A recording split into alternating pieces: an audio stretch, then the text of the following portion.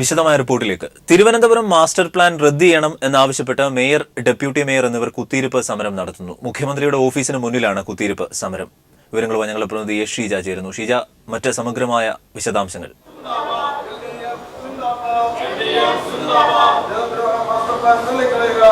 അരുൺ, രാവിലെ 10 മണിയോടുകൂടിയാണ് ഇവിടെ mayor V K പ്രശാന്തും deputy മേയറും അതോടൊപ്പം തന്നെ മറ്റ് കൗൺസിലർമാരും ഇവിടെ സെക്രട്ടേറിയറ്റിലേക്ക് എത്തിയത്. മുഖ്യമന്ത്രിയെ കഴിഞ്ഞ ദിവസം തന്നെ മാസ്റ്റർ പ്ലാൻ വിഷയത്തിൽ തിരുവനന്തപുരം മാസ്റ്റർ പ്ലാൻ പുനരുജ്ജീവിച്ചതുമായി ബന്ധപ്പെട്ട് ഇത് എത്രയും വേഗം റദ്ദാക്കണം, അല്ലെങ്കിൽ ഇതിലെ അപാകതകൾ പരിഹരിച്ചുകൊണ്ട് പുതിയ മാസ്റ്റർ പ്ലാൻ മാത്രമേ നടപ്പാക്കാൻ സാധിക്കുകയുള്ളൂ എന്ന് ചൂണ്ടിക്കാട്ടിക്കൊണ്ട് മേയർ മുഖ്യമന്ത്രിക്ക് കത്ത് നൽകിയിരുന്നു.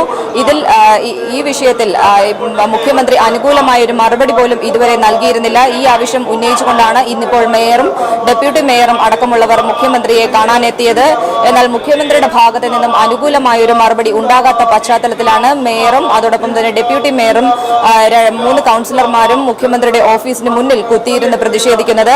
മറ്റ് കൗൺസിലർമാരും ഈ പ്രതിഷേധത്തിൽ പങ്കുചേരാനായി ഇവിടെ എത്തിച്ചേർന്നെങ്കിൽ പോലും അവരെ മുകളിലേക്ക് കയറ്റിവിടാത്ത ഒരു അവസ്ഥയാണ്. അവരെ സെക്യൂരിറ്റി ഉദ്യോഗസ്ഥർ ഇവിടെ തടഞ്ഞതിനെ തുടർന്നാണ് അവിടെ കയറിപ്പോകുന്ന കവാടത്തിന്റെ അവിടെ പാളയൻ രാജൻ ഉൾപ്പെടെയുള്ള മറ്റ് കൗൺസിലർമാർ ഇവിടെ കുത്തിയിരുന്ന് പ്രതിഷേധിക്കുന്നത്. തങ്ങൾ ഈ സമരത്തിൽ നിന്നും മാസ്റ്റർ പ്ലാൻ റദ്ദാക്കുന്നതുവരെയും പിന്നോട്ട് പോകില്ല എന്നൊരു നിലപാട് തന്നെയാണ് നഗരസഭയുടെയും അതോടൊപ്പം തന്നെ തിരുവനന്തപുരം CPIM ജില്ലാ നേതൃത്വത്തിന്റെയും തീരുമാനം. കടകംപള്ളി സുരേന്ദ്രൻ ഉൾപ്പെടെയുള്ളവർ ഇവിടെ എത്തി ഈ സമരത്തിൽ നിന്നും തങ്ങൾ പിന്നോട്ട് പോകണമെങ്കിൽ ഒന്നുകിൽ ഈ മാസ്റ്റർ പ്ലാനിലെ അപാകതകൾ പരിഹരിക്കാൻ സർക്കാർ തയ്യാറാകണം, അല്ലെങ്കിൽ ഈ മാസ്റ്റർ പ്ലാൻ റദ്ദാക്കാൻ സർക്കാർ തയ്യാറാകണം. ഇത്തരത്തിൽ ഒരു നിലപാട് സ്വീകരിക്കും വരെയും തങ്ങൾ ഈ ശക്തമായ സമരവുമായി മുന്നോട്ട് പോകും എന്നൊരു നിലപാടിൽ തന്നെയാണ് കൗൺസിലർമാരും നഗരസഭ അധ്യക്ഷൻ ഉൾപ്പെടെയുള്ളവർ. ഇവിടേക്ക് വി ശിവൻകുട്ടി MLAയും എത്തിച്ചേർന്നിരുന്നു. വി ശിവൻകുട്ടി MLAയും ഇപ്പോൾ മുകളിലേക്ക് മേയർ കുത്തിയിരിപ്പ് സമരം നടത്തുന്ന മുഖ്യമന്ത്രിയുടെ ഓഫീസിന് മുന്നിലേക്ക് പോയിട്ടുണ്ട്. ഏതായാലും ശക്തമായ സമരവുമായി മുന്നോട്ട് പോകാൻ തന്നെയാണ് നഗരസഭ അധ്യക്ഷന്റെയും അതോടൊപ്പം തന്നെ മറ്റ് കൗൺസിലർമാരുടെയും തീരുമാനം. ഈ ശക്തമായ സമരത്തിൽ ഉറച്ചു നിൽക്കാൻ തന്നെയാണ് ഇവരുടെ തീരുമാനം. അതുകൊണ്ട് തന്നെ മുകളിൽ മേയറും മറ്റ് ഡെപ്യൂട്ടി മേയറും അടക്കമുള്ളവർ മുഖ്യമന്ത്രിയുടെ ഓഫീസിന് മുന്നിലും മറ്റുള്ളവർ ഇവിടെ കവാടത്തിലും ഉപരോധം തുടരുക തന്നെയാണ്.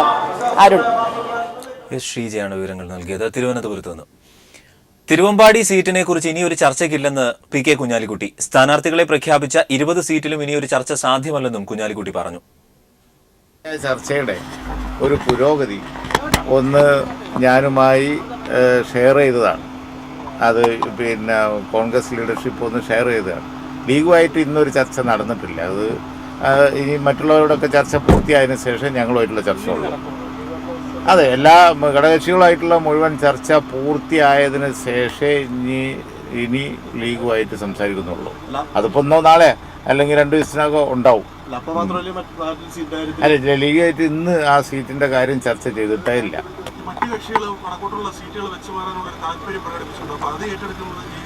ഇല്ല, അങ്ങനെ ഒരു ചർച്ച ലീഗുമായിട്ട് നടന്നിട്ടില്ല.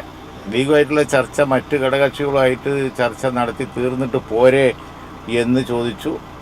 ശരി, 2 ദിവസത്തിൻ്റെ ഉള്ളിൽ ആവാന്ന് പറഞ്ഞപ്പോൾ അങ്ങനെ ആയിക്കോട്ടെ എന്ന് ഞാൻ പറയുകയും ചെയ്തു. ഇത്രയേ ഉള്ളൂ. ഓക്കെ. പ്രഖ്യാപിച്ച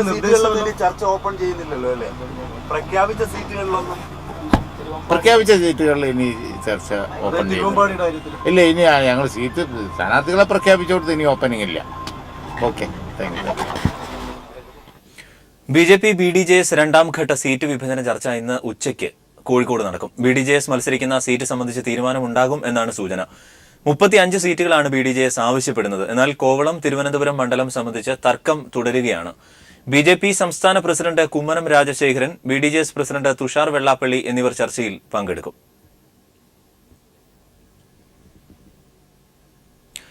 വേനൽക്കാലം കനത്തതോടെ സംസ്ഥാനം ചുട്ടുപൊള്ളുകയാണ്. വിവിധ ജില്ലകളിൽ കുടിവെള്ളക്ഷാമവും രൂക്ഷമായി. പാലക്കാട് ജില്ലയിൽ കഴിഞ്ഞ 4 ദിവസങ്ങളായി 40 ഡിഗ്രി സെൽഷ്യസാണ് താപനില. മാർച്ച് പകുതിയോടെ താപനില 40-ൽ എത്തിയത് ചൂട് വർദ്ധിക്കും എന്നതിന്റെ സൂചനയാണെന്ന് വിദഗ്ധർ. വേനൽ കടുത്തതോടെ കുടിവെള്ള പ്രശ്നവും കൃഷി നശിക്കലും വ്യാപകമാണ്. മാർച്ച് പകുതിക്ക് മുമ്പ് ഇതാദ്യമായാണ് പാലക്കാട്ട് താപനില 40 ഡിഗ്രി സെൽഷ്യസിൽ മാറ്റമില്ലാതെ തുടരുന്നത്. വേനൽ കടുത്തതോടെ ജലാശയങ്ങൾ പലതും വറ്റിവരണ്ടു. വയലുകൾ വരണ്ടുണങ്ങി. ഡാമുകളിൽ ജലനിരപ്പ് വലിയ തോതിൽ കുറഞ്ഞിട്ടുണ്ട്. കുടിവെള്ള പദ്ധതികൾ പലതും നിശ്ചലമായതോടെ രൂക്ഷമായ കുടിവെള്ള പ്രശ്നവും പാലക്കാട് ജില്ലയിൽ അനുഭവപ്പെട്ടു തുടങ്ങി. കൃഷി നശിക്കുന്ന സാഹചര്യവുമുണ്ട്. വേനൽ മഴ പെയ്താലും ചൂട് കുറയില്ലെന്നാണ് വിദഗ്ധരുടെ അഭിപ്രായം. മുണ്ടൂർ IRTCയിൽ തുടർച്ചയായ 4ാം ദിവസവും താപനില 40 ഡിഗ്രി സെൽഷ്യസ് രേഖപ്പെടുത്തി. Research coordinator professor BM Mustafa: കഴിഞ്ഞ വർഷങ്ങളിലൊന്നും ഇങ്ങനെ മാർച്ച് മാസത്തിലെ തുടക്കത്തിൽ തുടർച്ചയായിട്ട് ഇത്ര ടെമ്പറേച്ചർ വന്നിട്ടില്ല. അപ്പോൾ ഇത് കാണിക്കുന്നത് ഇനിയും ടെമ്പറേച്ചർ കൂടാനാണ് സാധ്യത. ഇടമഴ പെയ്തു കഴിഞ്ഞാൽ ഒരുപക്ഷെ കുറച്ച് താഴ്ന്നേക്കാം. എന്നാൽ ഏപ്രിൽ മെയ്യിൽ കഠിനമായ വരൾച്ചയായിരിക്കും ഉണ്ടാവാനുള്ള ഒരു സൂചനയാണ് കാണുന്നത്. കടുത്ത ചൂട് സൂര്യാഘാതത്തെക്കുറിച്ചും ആശങ്ക സൃഷ്ടിക്കുന്നുണ്ട്. സൂര്യാതപമേറ്റ് ചികിത്സ തേടുന്നവരുടെ എണ്ണം കൂടി വരുന്നു. പകൽ ജോലി സമയം ക്രമീകരിച്ചിട്ടുണ്ട്. കെട്ടിട നിർമ്മാണ മേഖലയിലടക്കം 12 മുതൽ 3 വരെ ജോലി ചെയ്യുന്നതാണ് ഒഴിവാക്കിയത്. News bureau, Palakkad. JDUമായുള്ള കോൺഗ്രസ് ഉഭയകക്ഷി ചർച്ചയിൽ തീരുമാനമായില്ല. കോവളം, കായംകുളം, ചാലക്കുടി സീറ്റുകളിൽ വിട്ടുവീഴ്ചയില്ലെന്ന നിലപാടിൽ JDU ഉറച്ചുനിന്നു. കോവളത്തിന് പകരം വാമനപുരം സീറ്റെങ്കിലും ലഭിക്കണമെന്ന് JDU ആവശ്യപ്പെട്ടു. നിർണായക സാഹചര്യത്തിൽ KPCC നിർവാഹക സമിതി യോഗവും ഇന്ന് വൈകിട്ട് ചേരും. വിവരങ്ങളുമായി ഞങ്ങളുടെ പ്രതിനിധി സുനിൽ അരുമാനൂർ ചേരുന്നു. സുനിൽ, ഏതെങ്കിലും സീറ്റല്ല, ജയസാധ്യതയുള്ള സീറ്റ് എന്ന് തറപ്പിച്ചു പറഞ്ഞിരുന്നു JDU. ഏതെങ്കിലും തരത്തിലുള്ള സമവായം ആയിട്ടുണ്ടോ? തീർച്ചയായും അത്തരത്തിലൊരു നിലപാട് JDU എടുത്തതുകൊണ്ട് തന്നെയാണ് ഇന്നത്തെ സീറ്റ് വിഭജന ചർച്ച പരാജയപ്പെട്ടത്. കോവളം അല്ലെങ്കിൽ വാമനപുരം, കായംകുളം, ചാലക്കുടി എന്നീ 3 സീറ്റുകളാണ് ഇപ്പോൾ JDU ഉറച്ച നിലപാടുമായി നിൽക്കുന്നത്. കഴിഞ്ഞ തവണ പരാജയപ്പെട്ട എലത്തൂർ, മട്ടന്നൂർ, നേമം എന്നീ സീറ്റുകൾ വേണ്ട എന്ന നിലപാടും JDU സ്വീകരിച്ചിട്ടുണ്ട്. ഇക്കാര്യം വ്യക്തമാക്കിയിട്ടുണ്ട്. JDU ഉറപ്പിച്ച് മത്സരിക്കാൻ തീരുമാനിച്ചത് വടകര, കൂത്തുപറമ്പ്, കൽപ്പറ്റ, നെന്മാറ സീറ്റുകളാണ്. ഇത് 4 സീറ്റുകൾക്ക് പുറമെ 3 സീറ്റുകൾ കൂടെയാണ് മത്സരിക്കുന്നത്. അത്തരത്തിൽ 3 സീറ്റുകളുടെ കാര്യത്തിൽ ഇന്ന് ചർച്ച നടത്തിയിട്ടില്ല. ഇനി കോൺഗ്രസുമായി ഇക്കാര്യം ചർച്ച ചെയ്ത ശേഷം വീണ്ടും JDUമായി തുടർ ചർച്ച നടത്താമെന്നാണ് ഇന്നത്തെ ചർച്ചയിൽ നേതാക്കൾ അറിയിച്ചതെന്ന് നമുക്ക് വർഗീസ് ജോർജ് അടക്കമുള്ള JDUവിന്റെ ഭാരവാഹികൾ വ്യക്തമാക്കുകയുണ്ടായി. അതേസമയം തന്നെ ലീഗുമായിട്ടുള്ള ചർച്ചയും നടന്നിരുന്നു. ലീഗിന്റെ കാര്യത്തിൽ 20 സീറ്റിൽ ലീഗ് സ്ഥാനാർത്ഥിയെ പ്രഖ്യാപിച്ചു. ഈ കാര്യത്തിൽ, അതായത് തിരുവമ്പാടി ഉൾപ്പെടെയുള്ള 20 സീറ്റുകളുടെ കാര്യത്തിൽ ഇനി പുനർ ചർച്ച ഇല്ല എന്നുള്ളതാണ് ലീഗ് വ്യക്തമാക്കിയിരിക്കുന്നത്. മറ്റ് 4 സീറ്റുകളുടെ കാര്യത്തിലാണ് ഇനി ചർച്ച നടത്തേണ്ടത്. അത് ഘടകകക്ഷികളുമായി ചർച്ച ചെയ്ത ശേഷമായിരിക്കും ആ സീറ്റിന്റെ കാര്യത്തിൽ ചർച്ച ഉണ്ടാവുക എന്നും കുഞ്ഞാലിക്കുട്ടി വ്യക്തമാക്കി. സുനിൽ അരുമാനൂർ വിവരങ്ങൾ നൽകിയത്. തൃണമൂൽ കോൺഗ്രസ് നേതാക്കൾ കോഴ വാങ്ങിയ വിഷയത്തിൽ പാർലമെന്റിന്റെ ഇരുസഭകളിലും ബഹളം. ലോക്സഭയിൽ വിഷയം ഉന്നയിച്ച മുഹമ്മദ് സലീമിനെതിരെ തൃണമൂൽ കോൺഗ്രസ് പ്രതിഷേധവുമായി രംഗത്ത് വന്നു. സത്യം പുറത്തുവരണമെന്ന് വെങ്കയ്യ നായിഡു പാർലമെന്റിൽ ആവശ്യപ്പെട്ടു. സന്തോഷ് സല്ലിംഗ്, ദില്ലിയിൽ നിന്ന്. സന്തോഷ്, മറ്റു വിവരങ്ങൾ കൂടി. അരുൺ, തൃണമൂൽ കോൺഗ്രസ് നേതാക്കൾ കോഴ വാങ്ങിയ സംഭവം ഇന്ന് പാർലമെന്റ് ഇരുസഭകളിലും ഏറെ പ്രതിഷേധത്തിന് ഇടയാക്കി. ഇതേ തുടർന്ന് കേന്ദ്ര സർക്കാർ വിഷയത്തിൽ സംസാരിച്ചു. പാർലമെന്ററി കാര്യമന്ത്രി വെങ്കയ്യ നായിഡു ലോക്സഭയിൽ പറഞ്ഞത് സംഭവത്തെക്കുറിച്ച് സഭയോ സർക്കാരോ അന്വേഷണം നടത്തണം എന്നാണ്. ഇക്കാര്യത്തിൽ അന്വേഷണം നടത്തിയതിനു ശേഷം ഇക്കാര്യത്തിൽ വേണമെങ്കിൽ ചർച്ചയാകാം. പക്ഷെ പാർലമെന്റിന്റെ മുതിർന്ന അംഗങ്ങൾ അടക്കമുള്ളവർ കോഴ വാങ്ങുന്നതിൽ ഇടപെട്ടിരിക്കുന്നു. ഇത് പാർലമെന്റിന് തന്നെ ആകെ നാണക്കേടാണ്. അതുകൊണ്ട് തന്നെ വിഷയം അന്വേഷണം നടത്തട്ടെ എന്നായിരുന്നു വെങ്കയ്യ നായിഡു കേന്ദ്ര സർക്കാരിന് വേണ്ടി നിലപാട് പറഞ്ഞത്. എന്നാൽ തൃണമൂൽ കോൺഗ്രസ് അംഗങ്ങൾ ഇതിൽ ശക്തമായി എതിർത്തു. വിഷയം രാഷ്ട്രീയ പ്രേരിതമാണ്, ഇത്തരത്തിലൊരു ഒളിക്യാമറ വേട്ട പോലും രാഷ്ട്രീയ പ്രേരിതമാണ് എന്നവർ ചൂണ്ടിക്കാണിച്ചു. ഇതിനിടെ CPIM അംഗവും ബംഗാളിൽ നിന്നുള്ള MP-മായ മുഹമ്മദ് സലീമാണ് ലോക്സഭയിൽ ഈ വിഷയം ഉന്നയിച്ചത്. അദ്ദേഹം വിഷയം ഉന്നയിക്കുന്നതിനിടെ തൃണമൂൽ കോൺഗ്രസിന്റെ MP-മാർ അദ്ദേഹത്തിനെതിരെ ആക്രോശവുമായി രംഗത്തെത്തിയത് പാർലമെന്റിലേറെ നാടകീയ സംഭവങ്ങൾക്കിടയാക്കി. ഇതേ തുടർന്ന് കേരളത്തിൽ നിന്നുള്ള CPIM അംഗങ്ങൾ അടക്കമുള്ളവർ മുഹമ്മദ് സലീമിനെ പിന്തുണയുമായി എത്തുകയും ചെയ്തു. പിന്നീട് സഭ, കേന്ദ്ര സർക്കാർ, ഭരണപക്ഷ ബെഞ്ചുകൾ അടക്കമുള്ളവർ ഇടപെട്ടാണ് പ്രശ്നം അനുനയിപ്പിച്ചത്. എന്തായാലും വിഷയത്തിൽ അന്വേഷണം നടത്താം എന്ന നിലപാടിലാണ് ഇപ്പോൾ കേന്ദ്ര സർക്കാർ എത്തിയിരിക്കുന്നത്. സന്തോഷ് സർലിംഗ് വിവരങ്ങൾ നൽകിയത് ദില്ലിയിൽ നിന്ന്. സർവകലാശാല പെരുമാറ്റച്ചട്ടങ്ങൾ ലംഘിച്ചുവെന്ന് കാണിച്ച് കനയ്യകുമാർ അടക്കം 5 JNU വിദ്യാർത്ഥികൾക്കെതിരെ നടപടിക്കൊരുങ്ങി VC. ഇവരെ ഒരു സെമസ്റ്ററിൽ നിന്നെങ്കിലും സസ്പെൻഡ് ചെയ്യാനുള്ള നടപടി ആരംഭിച്ചു. അതേസമയം ഉമർ ഖാലിദ്, അനിർബൻ ഭട്ടാചാര്യ എന്നിവരുടെ ജുഡീഷ്യൽ കസ്റ്റഡി കാലാവധി ഇന്ന് അവസാനിക്കും. ഇവരെ അല്പസമയത്തിനകം കോടതിയിൽ ഹാജരാക്കും.